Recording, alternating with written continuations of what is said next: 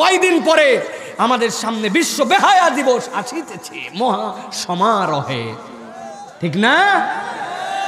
দোস্তরা অগ্রিম প্রস্তুতি নিছে, কি করা যায়, কেমনে পার্টি করা যায়, কেমনে টেন্ট বানানো যায়, কেমনে গান বাজানো যায়।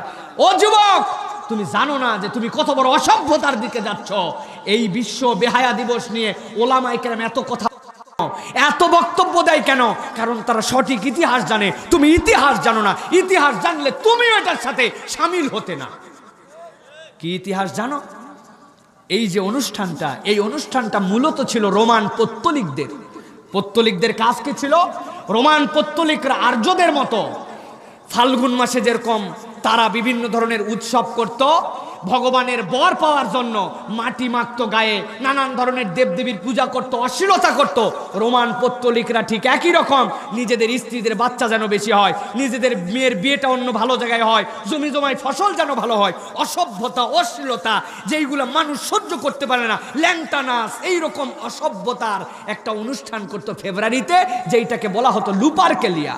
এই লুপারকেলিয়া অনুষ্ঠানটা আস্তে আস্তে যখন যীশু খ্রিস্ট দুনিয়ার থেকে চলে গেল, ঈসা আলাইহিস সালাম চলে গেলেন, এরপরে ওই ফিলিস্তিন অঞ্চলে একজন লোক বের হলো। সেই লোক নিজের নাম দিল কি? নিজের নাম দিল আমার নাম হচ্ছে শাউল। দিয়ে সে ঈসা আলাইহিস সালামের দ্বীনের তীব্র বিরোধিতা করে। হঠাৎ করে 8 মাস 9 মাস পরে সে বলল, এতদিন বিরোধিতা করছি ভুল বুঝে, এখন আমি ঈসার দ্বীনের খ্রিস্টান ধর্মের মহাত্রাণকর্তা। শাউল নাম পরিবর্তন করে নাম রাখলো পৌল। ফিলিস্তিনের লোকজন দেখলো এই লোক তো মিথ্যা কথা বলে, উল্টাপাল্টা কথা বলে, আবার মানুষের কাছে বলে যত পারো মিথ্যা কথা বলো, কোনো গুনাহ নাই। কারণ ঈসা আলাইহিস সালাম আর আমার গডের যদি মর্যাদা বৃদ্ধি পায়, এই মর্যাদা বৃদ্ধি করতে যত ইচ্ছা মিথ্যা বলো, কোনো সমস্যা নাই। ফিলিস্তিনের লোকজন ঠেসে ধরলো, দেখলো এখানে বাজার জমবে না, এশিয়া মাইনর এবং ইউরোপে চলে গেল সেই পৌল। যাওয়ার পরে খ্রিস্টীয় 5ম এবং 6ষ্ঠ শতকে যেইটা আগে লুপারকেলিয়া ছিল, ওই উৎসবটাকে খ্রিস্টান ধর্মওয়ালারা নিজেদের ধর্মীয় উৎসব দাঁড়িয়ে সেটার নাম দিল সেন্ট ভ্যালেন্টাইন নামে একজন সাধু এই অনুষ্ঠান প্রবর্তন করলো। এই অনুষ্ঠানের মূল প্রতিপাদ্য কি? ল্যাংটা নাচ, বেহায়াপনা, বেলাল্লাপনা। ফেব্রুয়ারির প্রথম সপ্তাহে আসার পরে মাটি গায়ের মধ্যে মেখে মেখে বিভিন্ন ধরনের ভগবানের কাছ থেকে কৃপা কামনার জন্য এরকম অনুষ্ঠান করা। এইরকম একটা অনুষ্ঠান প্রথমে যেটা ছিল পত্তলিকদের, এরপরে খ্রিস্টানদের ধর্মীয় অনুষ্ঠান। ওই অনুষ্ঠানটাই আস্তে আস্তে এই ভ্যালেন্টাইনের নাম থেকে 14ই ফেব্রুয়ারি তারা নির্ধারণ করেছে। ইতিহাস যারা জানে, এইটা পত্তলিকদের, এটা আর্যদের, এটা খ্রিস্টানদের। কোন মুসলমান ইমানের দাবিতে নামাজ কম পড়তে পারে, এর প্রতিকারে সে কখনো পূজা করতে পারে না, কুরবানি হয়তো দিতে পারে না, কিন্তু এর বদলে কোনো খ্রিস্টানদের গির্জায় যেতে পারে না, কোনো মুসলমান হয়তো হজে যেতে পারে না, এই জন্য সে গয়া কাশিতে যেতে পারে না।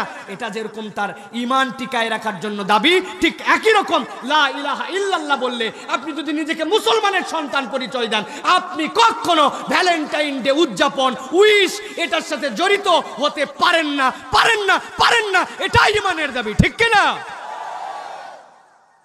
এটাই ইমানের দাবি। ইতিহাস বুঝেন। আপনি নামাজ দু এক তো ছেড়ে দেন, কিন্তু আপনি তারপরে মুসলমান দাবি করেন। আপনি কখনো তো ওই দশমীর দিনে যাই আপনি ভগবানের সামনে নমস্কার করেন না, পূজা দেন না।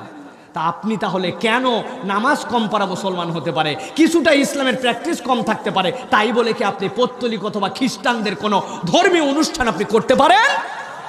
শয়তানরা এখন এটাকে আপনার মগজ ধুলাই দিছে, নতুন করে বলছে আরে কিসের এটা ধর্মীয় অনুষ্ঠান, এটা তো বিশ্ব ভ্যালেন্টাইন্স দিবস। আপনারে বুঝাইছে ভাই, এটার দ্বারা ব্যবসা করতে চায়, আপনার চরিত্র হরণ করতে চায়, আপনাকে বিবাহ বহির্ভূত সম্পর্ক আপনাকে দিতে চায়, মুসলমানদের পরিবার নষ্ট করতে চায়। আল্লাহ বলছেন লা তাকরাবুজ জিনা, খবরদার জেনার কাছে যেও না। বিয়ে হয় নাই, সম্পর্ক হয় নাই, কোমর ধরে মাজা ধরে হাত ধরে ঘুরে বেড়াচ্ছে, সম্পর্ক করতেছে। এর থেকে নির্লজ্জতা পৃথিবীর বুকে আর কিছু নাই। মুসলমানের সন্তান হিসেবে শপথ করতে হবে, এইরকম কোন প্রোগ্রামে, অনুষ্ঠানে, এইরকম কোন কালচারে, কোন স্ট্যাটাসে মুসলমানের সন্তান থাকবে না। এইটাকে শপথ করে জানাতে পারবেন? টান টান করে হাত দিয়ে দেখান, পারবেন? পারবেন? আল্লাহ কবুল করবেন, আল্লাহুম্মা আমিন।